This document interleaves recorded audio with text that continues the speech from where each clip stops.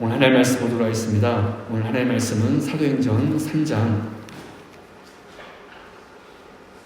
25절 말씀부터 우리 4장 우리 12절 말씀까지 같이 우리 합독하도록 하겠습니다. 사도행전 3장 25절부터 4장 12절 말씀까지 같이 합독하도록 하겠습니다. 같이 읽겠습니다. 시작. 너희는 선지자들의 자손이요 또 하나님이 너희 조상과 더불어 세우신 언약의 자손이라. 아브라함에게 이르시기를 땅의 모든 족속이 너희 씨로 말미암아 복을 받으리라 하셨으니 하나님이 그 종을 세워 복 주시려고 너희에게 먼저 보내사 너희로 하여금 돌이켜 각각 그 악함을 버리게 하셨느니라. 사도들이 백성에게 말할 때에 제사장들과 성전 맡은 자와 사두개인들이 이르러 예수 안에 죽은 자의 부활이 있다고 백성을 가르치고 전함을 싫어하여 그들을 잡음에 날이 이미 저물었으므로 이튿날까지 가두었으나 말씀을 들은 사람 중에 믿는 자가 많으니 남자의 수가 약 5천이나 되었더라. 이튿날 관리들과 장로들과 서기관들이 예루살렘에 모였는데 대제사장 안나스와 가야바와 요한과 알렉산더와 및 대제사장의 문중이 다 참여하여 사도들을 가운데 세우고 묻되 너희가 무슨 권세와 누구의 이름으로 이 일을 행하였느냐. 이에 베드로가 성령이 충만하여 이르되 백성의 관원들과 장로들아 만일 병자에게 행한 착한 일에 대하여 이 사람이 어떻게 구원을 받았느냐고 오늘 우리에게 질문한다면 너희와 모든 이스라엘 백성들은 알라. 너희가 십자가에 못 박고 하나님이 죽은 자 가운데서 살리신 나사렛 예수 그리스도 이름으로 이 사람이 건강하게 되어 너희 앞에 서느니라. 이 예수는 너희 건축자들의 버린 돌로서 진 모퉁이의 머릿돌이 되었느니라. 다른 이로서는 구원을 받을 수 없나니 천하 사람 중에 구원을 받을 만한 다른 이름을 우리에게 주신 일이 없음이라 하였더라. 아멘. 할렐루야. 네, 오늘 오신 여러분들을 진심으로 환영하고 축복합니다.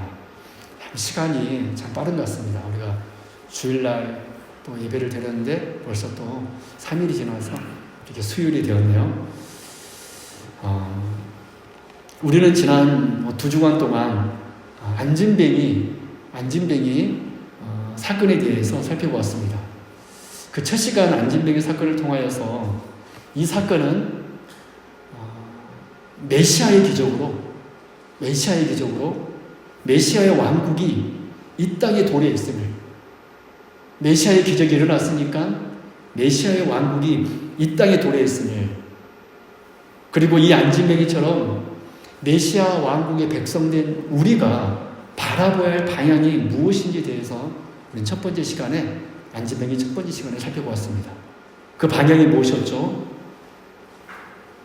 우리도 이 안진뱅이처럼 예수 그리스도의 이름으로 그 메시아 왕국의 백성 되었음을 늘 감사하게 여기며 귀하게 여기며 이 세상 속에서 팔복의 삶을 살아가기를 소망해야 한다고 하였습니다. 여러분, 왜 우리는 팔복의 삶을 소망해야 됩니까? 주님께서 말씀하신 대로 팔복의 삶이 곧 하나님의 백성의 모습이기 때문에 그렇습니다.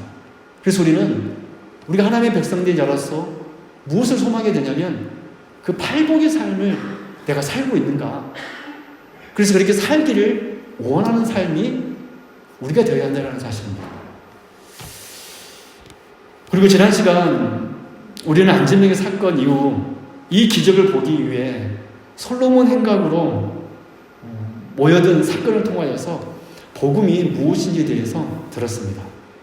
여러분 모여든 그들에게 베드로가 했던 말이 여러분 무엇이었습니까?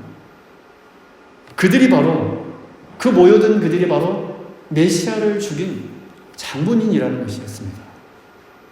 그들은 이 말을 듣고 큰 충격을 받았습니다. 여러분 생각해 보십시오. 기적을 보러 왔는데 사도 베드로가 자신들이 바로 그렇게 기다리던 메시아를 죽였다고 하니 여러분 얼마나 놀랐겠습니까? 그런데 베드로의 이 선포가 그들에게 복음이 되었습니다. 너희가 메시아를 죽인 장본이다. 이 베드로의 선포가 이들에게 복음이 되었다라는 사실입니다. 왜 그렇습니까? 그들이 베드로의 이 말을 듣고 자신들의 죄가 무엇이었는지를 깨달았기 때문입니다. 그들이 베드로의 이 선포의 말씀을 듣고 자신들의 죄가 무엇이었는지 그들은 깨달아졌기 때문입니다. 그래서 베드로는 사도행전 3장 19절에서 뭐라고 그랬죠? 그러므로 너희가 회개하고 돌이켜 너희 죄 없이 함을 받으라. 이같이 하면 새롭게 되는 날이 주 앞으로부터 이를 것이요 라고 하였던 것입니다. 여러분, 그래서 복음이, 하나님의 말씀이 저와 여러분의 죄를 언급하는 이유는 단순히 우리의 죄를 지적하기 위함이 아니라, 우리를 단순히 정죄하기 위함이 아니라 우리의 죄가 극복되게 하도록 하기 위함이었다는 것입니다. 여러분, 복음이 우리의 죄를 선포하는 이유는 너 죄인이야 라고 우리를 낙인시키기 위함이 아니라 우리가 죄를 발견하게 되므로 그 죄가 극복되도록 하기 위하여서 하나님께서는 복음을 통하여서 우리에게 때로는 우리 죄를 보여주신다는 사실입니다. 여러분, 그럼 그때 바로 하나님 앞에서 우리가 새롭게 되는 역사가 일어나는 것입니다. 우리가 우리의 죄를 고백하고 죽게 나올 때 바로 그때 우리가 새롭게 되는 역사가 나타나게 된다는 것입니다. 여러분, 그래서 성경에서 말하는 구원은 타 종교에도 있는 단순한 마음의 평안도 아닌, 또 세상적으로 행복한 삶을 누리는 것도 아닌, 또 내가 기도하는 그런 기도 제목이 소원이 이루어지는 그런 정도가 아니라 오직 기독교에만 있는 바로 죄로부터의 구원, 이것이 바로 복음이 주는 참 구원이라는 것입니다. 우리가 오늘 우리가 살펴볼 사도행전 4장 사건은 이 안진뱅이 사건의 이제 세 번째 시간으로 지금까지 모든 사건으로 인하여서 특별히 사도 베드로와 요한이 예수님을 전한다는 이유로 산헤드린 공회에 불려간 사건을 다루고 있습니다. 그래서 오늘은 조금 특별한 주제로 교회가 세상 속에 살아갈 때 어떠한 자세를 가져야 하는지 오늘 말씀을 통하여서 우리가 잠시 살펴보도록 하겠습니다. 그래서 오늘 말씀을 통하여서 우리 세움교회가 더욱더 견고해지는 그런 하나님의 복된 교회가 될 수 있기를 진심으로 바랍니다. 첫 번째, 세상은 교회를 어떻게 대할까요? 이것이 첫 번째 우리가 같이 나눌 주제입니다. 세상은 교회를 어떻게 대할까? 여러분, 오늘 본문 5절에서 6절 말씀 같이 한번 읽어보도록 할까요? 오늘 본문 사도행전 4장 5절에서 6절 말씀 같이 보도록 하겠습니다. 같이 합독합니다. 시작. 이튿날 관리들과 장로들과 서기관들이 예루살렘에 모였는데 대제사장 안나스와 가야바와 요한과 알렉산더 및 대제사장의 문중이 다 참여하여, 여러분, 여기 보면 베드로와 요한을 붙잡아 신문하는 그 사람들의 정체가 나와 있는데 5절에서는 이들을 관리들이라고 하였습니다. 여기서 관리들은 누구냐면 대제사장과 관련된 그 산헤드린 공의 그 권력 집단을 말합니다. 관리들. 그리고 5절에서는 이들을 장로들이라고 이야기합니다. 여기서 장로들이라는 것은 부족과 각 가문의 지도자들을 의미합니다. 그리고 또 서기관들이 등장하는데 이 서기관들은 우리가 잘 알다시피 율법의 전문가들입니다. 지금 베드로와 요한을 신문하는 사람들이 관리들이고 장로들이고 서기관들, 어떤 의미에서 참으로 종교 지도자들이 지금 베드로와 요한을 신문하고 있는 것입니다. 그런데 6절에서는 좀 더 구체적으로 몇몇 사람의 이름이 나오고 있는데 그 이름은 안나스와 가야바와 요한과 알렉산더입니다. 이 6절에서 우리가 특별히 주목할 인물이 누구냐면 이 안나스라는 사람입니다. 여러분, 이 사람은 로마 총독에 의해서 주후 AD 6년에 대제사장직에 임명되어서 주후 15년까지 대제사장직을 감당했던 사람이었습니다. 이 안나스가. 그리고 이 사람은 또 어떤 사람이냐면 주 16년에서 36년까지 대제사장이었던 가야바의 장인이 바로 이 안나스였습니다. 그리고 가야바 이후에 대제사장이었던 요한, 6절에 나온 이 사람들입니다. 요한과 알렉산더가 나오는데 이 사람들의 아버지가 바로 안나스입니다. 그러니까 여러분, 이 안나스는 어떤 사람입니까? 명실공히 당시 최고의 권력을 휘두르는 사람이 바로 이 안나스라는 사람이었던 것입니다. 그런데 지금 이 사도 베드로와 요한이 안진병의 사건 후에 예수님을 전한다는 이유로 이 안나스를 중심으로 한 당시 최고 법정기관인 사내들인 공회, 즉 최고 권력자들 앞에 끌려와서 신문을 지금 받고 있는 것입니다. 이게 얼마나 두려웠겠습니까? 왜 두려웠을까요? 이들이 바로 요한복음 18장에서 예수님을 신문했던 사람들과 똑같은 무리들이기 때문에 그렇습니다. 여러분, 요한복음 18장 12절에서 13절 보면 이런 말씀이 있습니다. 이에 군대와 천부장과 유대인의 아랫사람들이 예수를 잡아 결박하여 먼저 안나스에게로 끌고 가니, 여러분 안나스가 나오죠? 안나스에게로 끌고 가니, 안나스는 그 해의 대제사장인 가야바의 장인이라. 여러분, 지금 요한복음 18장의 상황이 어떤 상황입니까? 예수님께서 당시 최고 권력자인 안나스에게 끌려와 신문을 받고 있는 것입니다. 그렇다면 우리가 궁금한 게 있는 것인데, 왜 예수님께서는 당시 대제사장인 가야바가 아닌 가야바의 장인인 안나스에게 먼저 재판을 받고 있냐라는 것입니다. 여러분, 우리가 방금 전에도 제가 말씀드렸듯이 이 안나스는 어떤 사람이었습니까? 당시 최고 실세가 이 사람이었습니다. 그런데 지금 예수님께서 원래는 빌라도에게만 가면 되었습니다. 그런데 빌라도가 아닌, 또 가야바 대제사장도 아닌, 지금 대제사장도 아닌 안나스에게, 이미 대제사장직에 물러난 이 안나스에게, 그 안나스 집 앞에 예수님께서 끌려온 것은 무엇을 지금 의미하는 것입니까? 예수님께서 지금 불의한 권력에 의해서 불의한 재판을 받고 있다는 것을 보여주고 있는 것입니다. 성경은 지금 그것을 우리에게 보여주고 있는 것입니다. 왜 안나스에게 끌려왔나? 지금 대제사장도 아닌데 왜 예수님은 지금 가장 먼저 안나스에게 끌려왔나? 그것은 예수님께서 지금 공정한 재판이 아니라 불의한 재판을 받고 있다는 것입니다. 여러분, 하나님의 아들께서 이 땅에 와서 사람의 심판을, 여러분, 우리 주님이 심판자이신데, 우리 주님이 우리의 심판자이신데, 심판자이신 그분께서 사람의 심판을 받는 것만도 정말 말할 수 없을 정도로 부당한 것인데, 그 예수님께서 그마저도 부패하고 왜곡된 형식의 재판을 받고 놀림을 당하고 있었다는 사실입니다. 여러분, 그래서 오늘 본문 4장에서, 사도행전 4장에서 또 이 안나스가 다시 언급되는 이유가 무엇입니까? 예수님이 그랬던 것처럼 지금 이 사도 베드로와 요한도 불의한 재판을 받고 있다는 것을 우리에게 암묵적으로 보여주고 있는 것입니다.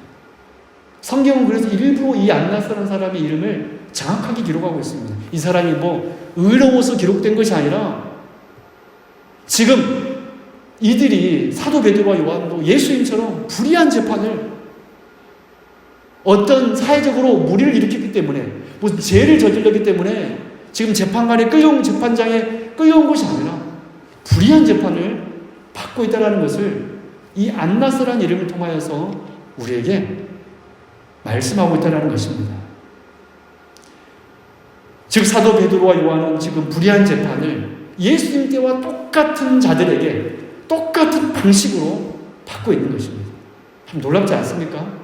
똑같은 사람들에게 똑같은 방식으로 똑같은 불의한 재판을 지금 예수님의 제자들인 사도 베드로와 요한이 받고 있다는 것이죠. 사랑하는 성도 여러분, 우리가 지금까지 나눈 이 모든 사실들을 통하여서 깨닫는 첫 번째 진리가 무엇입니까? 그럼 첫 번째 주제가 우리가 무엇이었죠? 세상은 교회를 어떻게 대하는가? 여러분, 우리가 이 모든 사실을 통하여서 깨닫는 그 진리가 무엇입니까? 세상은 언제나 하나님의 사람들을, 교회를 절대로 가만히 내버려 두지 않는다는 사실입니다. 여러분, 세상은 악합니다. 즉 예수 그리스도께서 세상 권력으로부터 부당한 재판을 받으신 것처럼, 또 지금 사도들도 똑같이 이 부당한 권력으로부터 부당한 재판을 받고 있는 것처럼 세상은 절대 교회를 관대하게 대하지 않는다는 사실입니다. 여러분, 사실 우리는 이미 지난 주일 예배 시간에 시온과 옥과의 전쟁을 통하여서 세상과 영적 전쟁은, 세상이 우리를 대적하는 것은 우리가 주님 따라가는 그 순간까지 계속되는 하나님의 구원의 과정이라는 것을 우리는 이미 살펴보았습니다. 그래서 여러분, 세상은 늘 교회를 넘어뜨리려고 순간순간 기회를 엿봅니다. 실제로 여러분, 교회사를 보더라도 얼마나 많은 불의한 세상 권력자들이 교회를 여러분 핍박했는지 모릅니다. 단지 예수 믿는다는 이유로, 단지 예수님을 전한다는 이유로, 오늘 본문에서도 사도 베드로와 요한이 예수의 부활을 이야기한다라는 그 이유 때문에 사두개인들이 고발하고 있고, 지금 그래서 살해드린 공에, 지금 이 재판 법정에 지금 베드로와 요한이 끌려가 있는 것이 아닙니까? 단지 예수 그리스도를 전한다는 이유로 옥에 가뒀고 목숨까지도 위협하였던 것을 우리는 지금까지의 교회의 역사를 통하여서 확인할 수 있습니다. 여러분, 우리나라 초대교회 시절 주기철 목사님이라든지 손양원 목사님이라든지 얼마나 많은 순교자들이 예수 믿는다는 이유로, 예수 전한다는 이유로 이 세상의 권력자들에게 여러분 순교를 당한지 모릅니다. 여러분, 이렇게 세상은 교회를 어떻게 대합니까? 세상은 교회를 핍박합니다. 이 사실이 요한계시록은 더 자세히 나와 있습니다. 여러분, 그래서 우리가 세상을 좋아해서는 안 되는 이유가 여기 있는 거예요. 세상을 불쌍히 여기고 그들이 구원받을 받도록 우리가 기도를 해야 되겠지만은 우리는 세상과 절대로 동화되어서는 안 됩니다. 세상을 사랑해서는 안 됩니다. 왜냐하면 세상은 늘 교회를 넘어뜨리고 세상의 권세자들은 늘 교회를 핍박할 것이기 때문에 그렇습니다. 여러분, 이제 두 번째 주제로, 그래서 여러분, 이러한 세상 속에서 우리 교회는 어떠한 자세를 가져야 할까요? 우리 세움교회는 어떠한 자세를 가지고 우리 교회를 온전하게 세워나가야 할까요? 그 첫 번째는, 교회는 언제나 우리가 바로 주님의 후회드림을 알고 그렇게 사역해야 한다는 것입니다. 한번 따라 볼까요? 우리는 주님의 후회드립니다. 할렐루야. 여러분, 우리는 그냥 우리가 아니라 우리는 주님의 후회드립니다. 우리 세움교회의 성도님들은 이 사실을 반드시 알기 바랍니다. 나는 주님의 후회다. 얼마나 여러분 영광된 칭호입니까? 여러분, 이러한 세상 속에서, 이 악한 세상 속에서 교회는 어떤 자세를 가져야 되냐면, 어떤 마음으로 살아야 되냐면, 내가 바로 주님의 후예들이다 라는 것을 알고 우리는 교회를 세워가야 한다라는 사실입니다. 여러분, 오늘 본문 3장 25절 26절 한번 읽어볼까요? 사도 베드로의 설교였는데요, 같이 한번 합독합니다. 사도행전 3장 25, 26절 시작. 너희는 선지자들의 자손이요 또 하나님이 너희 조상과 더불어 세우신 언약의 자손이라. 아브라함에게 이르시기를 땅의 모든 족속이 너희 씨로 말미암아 복을 받으리라 하셨으니 하나님이 그 종을 세워 복 주시려고 너희에게 먼저 보내사 너희로 하여금 돌이켜 각각 그 악함을 버리게 하십니다. 이 말씀에도 우리가 지난주에 나눈 그 복음이 또다시 선포되고 있지 않습니까? 우리의 악을 버리게 하기 위함이다. 주님이 오신 이유는, 여러분, 오늘 본문 말씀에 의하면 우리 주님은 바로 우리의 악을 용서해 주기 위하여 사여 주시기 위하여 오셨는데 그분은 바로 하나님의 종으로서 세움받으신 참 선지자라는 것을 사도행전 3장 25절에서 26절은 선포하고 있습니다. 주님은 하나님의 종으로 세움받은 참 선지자이시다. 그런데 우리를 가르쳐 25절에서는 뭐라고 이야기하고 있습니까? 너희는 선지자들의 자손이요 또 하나님이 너희 조상과 더불어 세우신 언약의 자손이다. 할렐루야. 우리를 가르쳐 뭐라고 이야기하고 있습니까? 너희는 선지자들의 자손이다. 너희는 언약의 자손이다. 누구를 말미암아서요? 땅 위의 모든 족속이 너의 씨로 말미암아 복을 받으리라. 무슨 말씀이냐면 우리가 바로 아브라함의 후손으로 오신 예수 그리스도의 자손임을 후회드림을 오늘 보면 사도행전 3장 25절에서 26절은 선포하고 있다는 것입니다. 여러분 우리는 어떤 사람입니까? 우리 교회는 어떤 공동체입니까? 참 선지자이신 주님의 자손입니다. 참 선지자이신 주님의 후예들입니다. 할렐루야. 여러분 이것이 바로 우리가 이 세상 속에서 우리 교회를 세워나갈 때 우리가 반드시 기억해야 되는 사실입니다. 내가 바로 우리 교회가 바로 주님의 후예들이다. 여러분 세상은 앞으로 끊임없이 교회를 향하여 우리를 향하여 대적할 것입니다.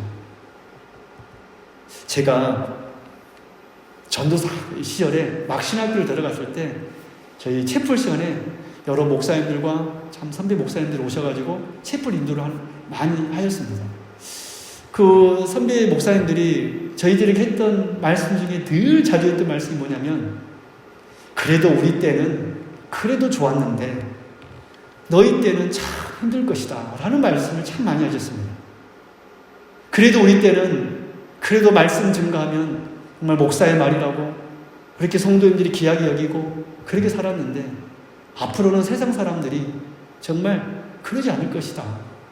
믿는 자들의 수가 정말로 우리와 같지는 않을 것이다 라는 말을 하면서 너희 참 어려울 때 왔다라고 하면서 심지어 어떤 분은 다시 한번 생각해봐라. 다시 한번 생각해봐라.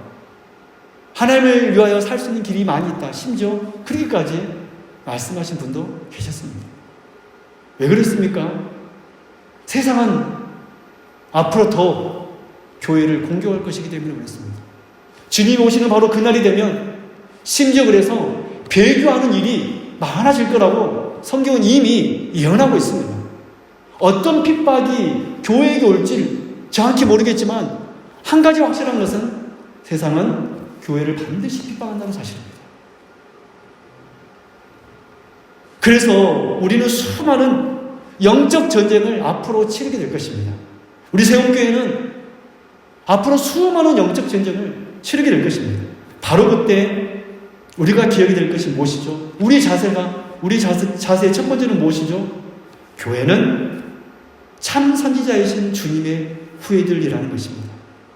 여러분 이것이 교회가 우리가 이 세상을 살아가면서 갖춰야 할 첫 번째 자세입니다.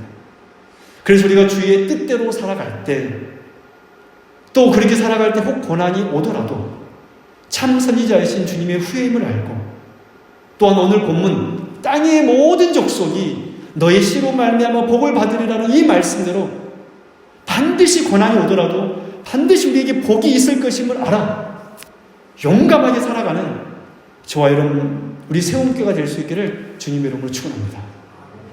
여러분 반드시 우리에게 고난이 있지만 또한 반드시 뭐가 있다라고요? 복이 있습니다. 할렐루야. 반드시 여러분 복이 주어집니다. 여러분 그 복을 우리 세움교회는 앞으로 누리게 될 것입니다. 할렐루야.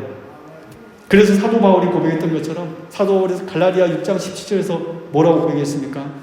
내가 내 몸에 예수의 흔적을 지니고 있노라. 여러분 우리가 주님 부르시는 그날까지 교회로서 살아갈 때 우리 몸에는 수많은 흔적이 있을 것입니다. 그 흔적은 영광의 흔적입니다. 용사들이 전투했을 때 몸에 칼자국이 많이 있는 것처럼 그 상처 자국이 많이 있는 것처럼 우리가 주님 부르시는 그날까지 살아갈 때 우리의 몸은 주님의 흔적이 많이 있을 것입니다. 그 흔적은 영광의 흔적이고 그 흔적은 승리의 흔적일 줄로 믿습니다. 여러분, 두 번째로 이 세상 속에 살아갈 때 교회의 두 번째 자세는 무엇입니까? 세상 속에서 교회는 언제나 하나님의 구원에 관심을 가져야 한다는 것입니다. 그 무엇보다도 교회는 하나님의 구원에 가장 관심을 가져야 한다는 것입니다. 여러분, 오늘 본문에서 이 세상 권력자들의 관심이 여러분 무엇이었습니까? 오늘 본문 7절 말씀 한번 보도록 하겠습니다. 오늘 사도행전 4장 7절 말씀 같이 합독합니다. 시작. 사도들을 가운데 세우고 묻되 너희가 무슨 권세와 누구 이름으로 이 일을 행하였느냐? 여러분, 지금 이 세상의 권세자들은 이들은 무늬만 하나님의 종교 지도자들이었습니다. 이들은 세상 권력자와 다름없는 자들이었습니다. 여러분, 이들은 지금 베드로와 요한을 세워놓고 무엇을 질문하고 있습니까? 너희가 무슨 권세와 누구의 이름으로 이 일을 행하느냐? 너희가 무슨 권세로 누구의 이름으로 이 일을 행하느냐? 여러분, 참 놀랍게도 이 질문은 누가복음 20장에서 예수님께서 십자가의 지식이 얼마 전 당시 대제사장들과 서기관들과 장로들에게 들었던 질문과 똑같습니다. 여러분, 누가복음 20장 2절에서 이들이 예수님께 이렇게 질문합니다. 말하여 이르되 당신이 무슨 권위와 무슨 권위로 이런 일을 하는지 이 권위를 준 이가 누구인지 우리에게 말하라. 똑같지 않습니까? 지금 사도 베드로와 요한에게 했던 이 질문과 예수님께 했던 그 질문이 똑같습니다. 한마디로 뭔 말입니까? 예수님께 네 배후에 누가 있냐? 사도 베드로와 요한에게 뭐라고 질문하고 있는 것입니까? 네 배후에, 너희들 배후에 어떤 권세자가 있는지 말하라. 여러분, 이들은 참으로 예수님이 누구신지 아무런 관심이 없었습니다. 주님이 그리스도인지 아닌지, 주님이 구원자이신지 아닌지, 이런 것은 그들의 관심이 아니었습니다. 그들의 관심은 너의 배우는 누구냐? 네가 무슨 권세자의 이름으로, 누구의 이름으로 일을 행하느냐? 이들의 관심은 오직 자기의 이익만이었습니다. 예수님 때문에, 사도 베드로와 요한 때문에 자신들에게 불이익이 있을까봐 염려하여서 하나님의 구원에는 아무런 관심이 없었습니다. 여러분, 오늘 보면 16절, 17절 말씀 보십시오. 더 확실하게 이들이 무엇에 관심을 갖고 있는지를 우리가 알게 됩니다. 16절, 17절 같이 읽어볼까요? 시작. 이 사람들을 어떻게 할까? 그들로 말미암아 유명한 표적 나타난 것이 예루살렘 사도 모든 사람에게 알려졌으니 우리도 부인할 수 없는지라. 이것이 민간에 더 퍼지지 못하게 그들을 위협하여 이후에는 이 이름으로 아무에게도 말하지 말게 하자 하고. 여러분, 사도행전 초대에 보면 베드로가 크게 3번 설교하는 것을 우리가 보게 됩니다. 첫 번째 설교는 사도행전 2장에서 오순절 성령 강림이 있은 후에 거기 모인 사람들 대상으로 설교하였는데, 그 설교의 메시지가 무엇이었냐면 하나님께서 메시아를 보내셨는데 너희가 그 메시아를 죽였다라는 내용이었습니다. 이 설교를 듣고 놀랍게도 그곳에 모인 사람들이 뭐라고 고백했습니까? 그들이 이 말을 듣고 마음에 찔려 베드로와 다른 사도들에게 물어 이르되 형제들아 우리가 어찌할꼬? 형제들아 우리가 어찌할꼬라고 회개하였습니다. 여러분, 사도 베드로의 두 번째 설교는 언제였습니까? 우리가 지난주에 살펴본 안진뱅이가 일어나서 사슴처럼 뛰게 되었을 때 그 기적의 현장을 보러 온 그들을 대상으로 했던 설교입니다. 그 설교의 메시지도 똑같았습니다. 하나님께서 메시아를 보냈는데 너희가 그 메시아를 죽였다. 그런데 이 설교를 듣고 이 모인, 이 기적을 보러 온 그들이 어떻게 반응했습니까? 오늘 본문 사도행전 4장 4절은 이렇게 기록하고 있습니다. 읽어볼까요? 정말 놀라운 역사가 일어납니다.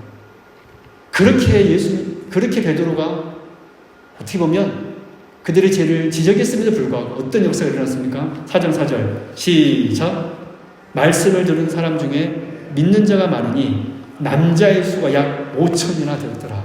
할렐루야. 야, 여러분 여기 한번 보십시오. 어떻게 이런 일이 있을 수 있습니까?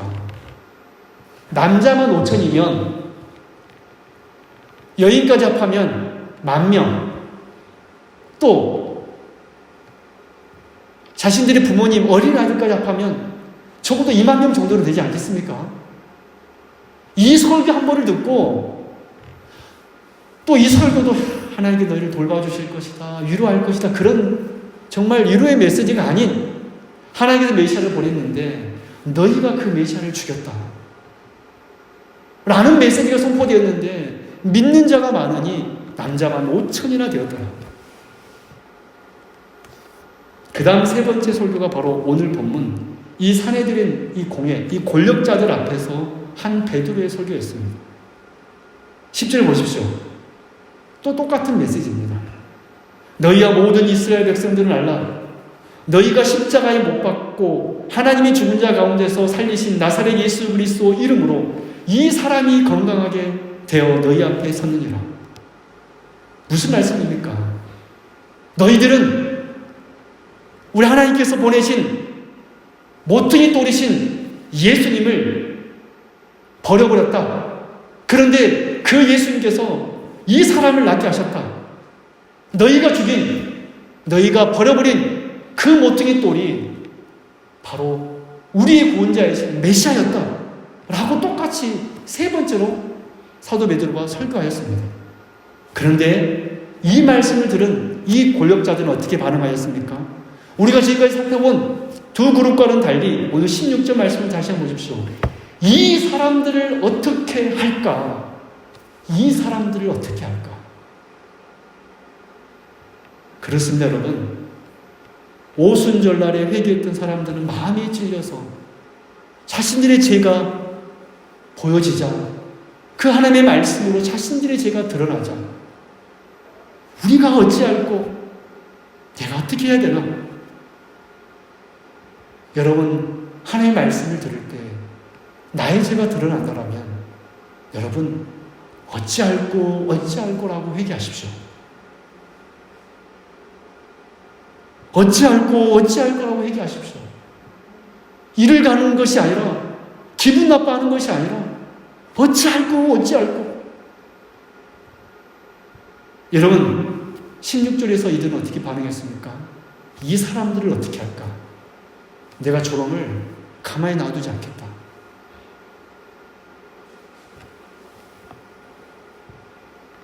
말씀이 자신들의 죄를 지적하자 오히려 이를 갈면서 사도들을 죽이려고 하였습니다. 그들은 하나님의 구원에는 아무런 관심이 없었다는 것입니다. 오직 어떻게 하면 이 사도들을 처리하여 자신들의 안위에 지장이 없을 것인가에만 관심이 있을 뿐이었습니다. 오직 자신들을 위한 사람들이 바로 이 권력자들이었던 것입니다. 그러나 사도들의 관심이 무엇이었습니까? 그들은 오직 하나님의 구원이었습니다. 11절 12절 보십시오. 이 예수는 너희 건축자들의 버린 돌로서 집 모퉁이의 머릿돌이 되었느니라. 여러분 이 말씀은 너희들의 배우가 누구냐라고 질문하는 그들에 대한 대답이었습니다. 너희 배우들이 누구냐라고 그들의 질문에 대해서 베드로가 이 예수는 너희 건축자들의 버린 돌로서 집 모퉁이의 머릿돌이 되었느니라. 다른 이로서는 구원을 받을 수 없나니 천하 사람 중에 구원을 받을 만한 다른 이름을 우리에게 주신 일이 없습니다. 할렐루야. 베드로는 바로 그 시퍼런 칼날 앞에서도 구원을 선포하였습니다.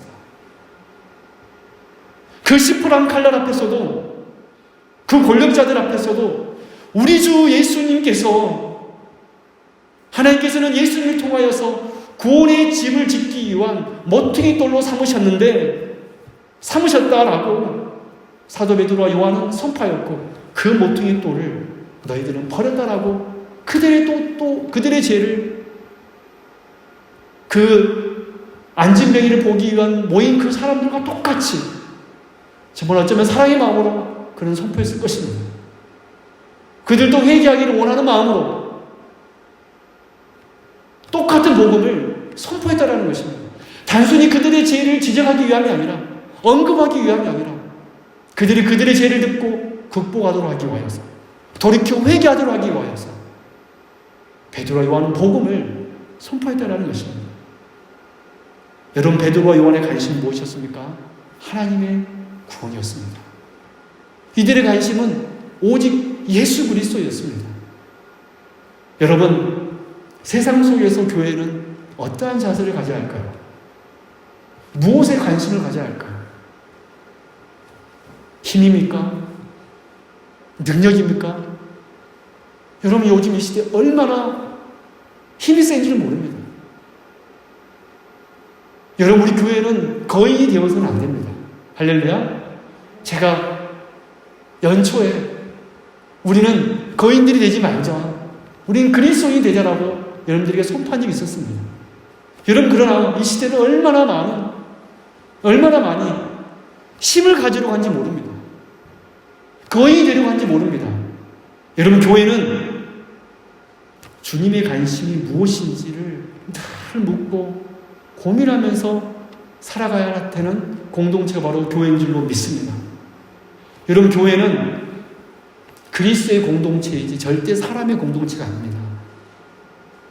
우리가 그리스도의 공동체라고 불리는 이유는 저와 여러분의 존재 자체가, 우리 세움교회의 존재 자체가 그리스도로 정의되기 때문에 그렇습니다. 여러분, 우리 교회는 그리스도로 정의되는 공동체입니다. 다른 어떤 이유가 아닙니다. 말하자면 우리 교회에 주님이 계시지 않는다면 아무리 우리 교회가 부흥할지라도 그것은 더 이상 교회가 될 수가 없다는 사실입니다. 비록 우리가 적을지라도 이곳에 주님이 계시다면, 이곳이 주님이 우리 주인이 되어주신다면, 주의 말씀이 가감없이 선포되고 있다면 바로 이것은 주님의 교회가 되는 것입니다. 그래서 우리는 늘 나의 죄를 돌아보고 내가 오늘 하루 지었던 죄를 가슴 아파하며 오히려 하나님의 긍휼을 사모하는 사람들이 교회가 되어야 한다는 것입니다. 여러분, 이것이 이 세상 속에 살아가면서 교회가 가져야 할 두 번째 마지막 자세입니다. 여러분, 말씀을 맺도록 하겠습니다. 사랑하는 성도 여러분, 저는 참 하나님의 말씀을 연구하고 또 그 말씀을 전할 수 있는 우리 세움교회가 있어서 정말 행복하고 좋습니다. 그리고 지금 이 설교를 듣는 여러분들이 있어서 저는 너무 좋습니다. 왜냐하면 여러분들이 교회이기 때문이고, 왜냐하면 여러분들이 이 교회가 주의 말씀을 붙들고 주의 말씀을 듣고 주 뜻대로 살아갈 것을 제가 알기 때문에 그렇습니다.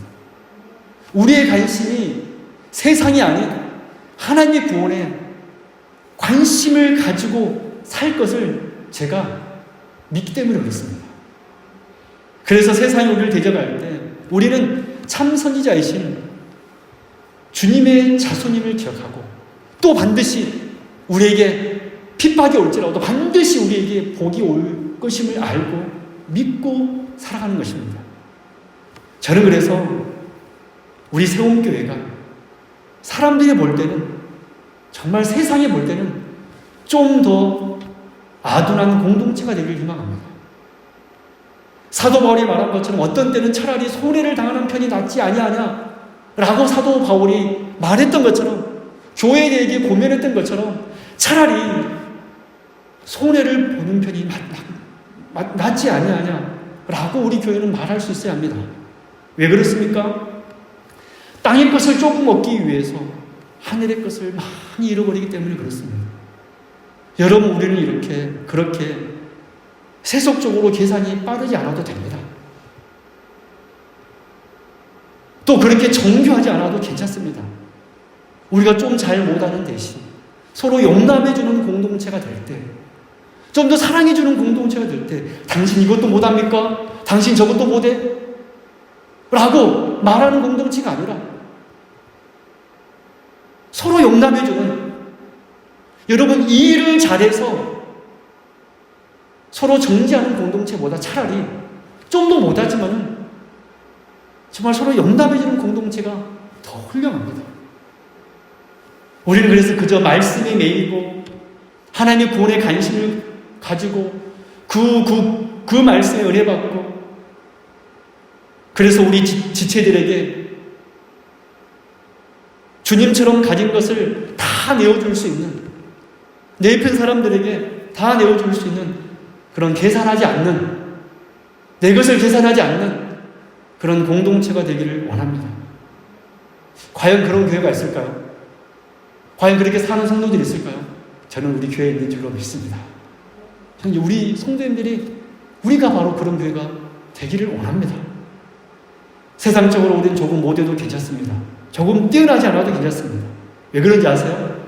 하나님이 우리 각자 모두를 완벽하게 만들지 않는 이유는 내 뒤에, 내 옆에서 나를 지탱해주는 바로 성도들이 계시기 때문에 그렇습니다. 그래서 우리를 각자를 다 완벽하게 만들지 않습니다.